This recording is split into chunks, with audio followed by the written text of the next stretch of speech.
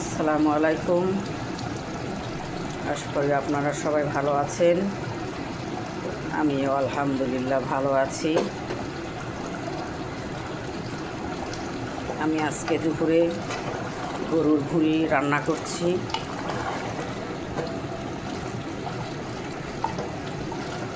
তারপর কষানো হচ্ছে, কষিয়ে নিচ্ছি। আপনার রান্না হয়নি।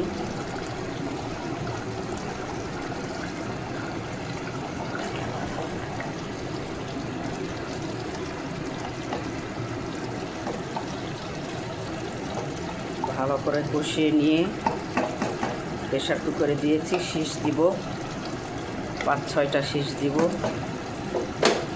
তাহলে হয়ে যাবে ইনশাল্লাহ।